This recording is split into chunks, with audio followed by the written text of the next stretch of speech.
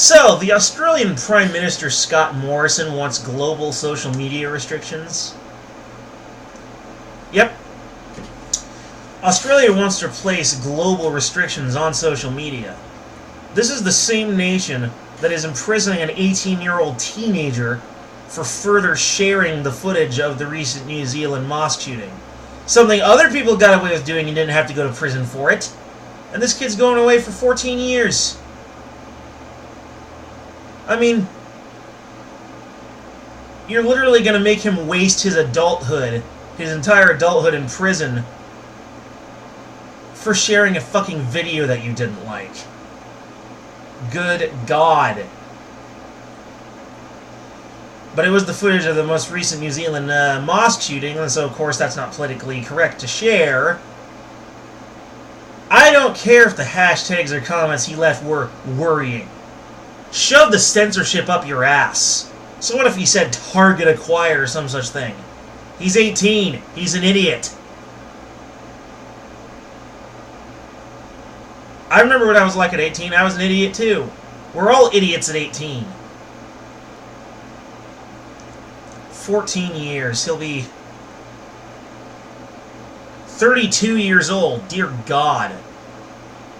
What is wrong with you people? If he decides to take violent revenge against your government, I wouldn't blame him. I wouldn't support him in that, but I wouldn't blame him either. 14 of your years of your life just robbed away like that. 14 very important years.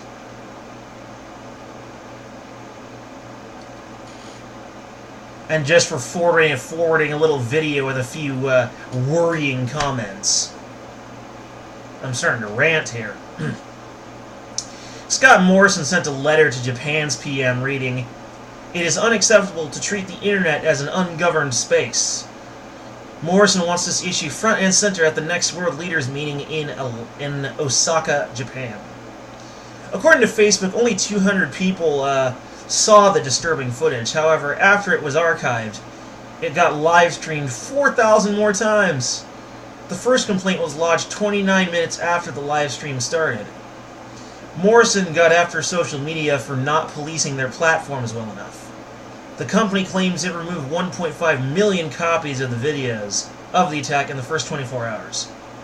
1.2 million of which were blocked at upload. YouTube was heavily criticized for its perceived failure to adequately quarantine and remove any clones of the mosque attack video. Scott Morrison can be quoted as saying, "If they can write an algorithm to make sure that the ads that they don't want you to see can appear on your mobile phone, then I'm quite confident they can write on the algorithm to screen out hate content, mate." On social media platforms, however, Morrison has already received criticism, with some dubbing his call to action collateral censorship, amid fears of overreaction and knee-jerk regulations. Hegelian dialect much? Oh yeah, the Hegelian dialect. Find a problem, make sure it gets spread around, or make a problem, wait for the reaction, and then provide a solution. It's a good way to get a previously unpopular form of legislation pushed further than it could on its own merit. I often say, to find out what someone really wants, ignore what they say and focus on what they do, especially on the outcome of the action. Who is actually being protected here by social media restrictions? Who's being protected?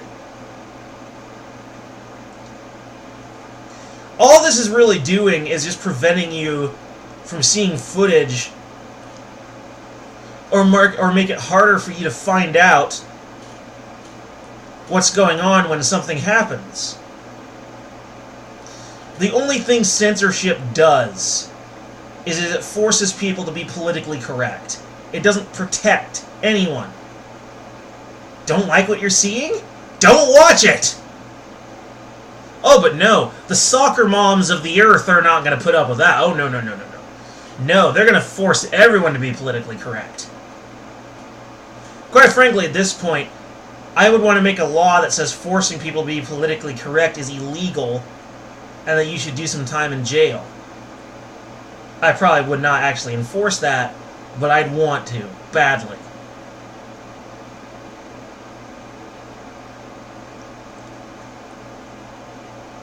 Scott Morrison is a leftist piece of bullshit. All this does is just enforce his politically correct agenda through the Hegelian dialect. That's rule number 1 in the left's playbook, man. It's possible he's a conservative, but I doubt it. Anyway.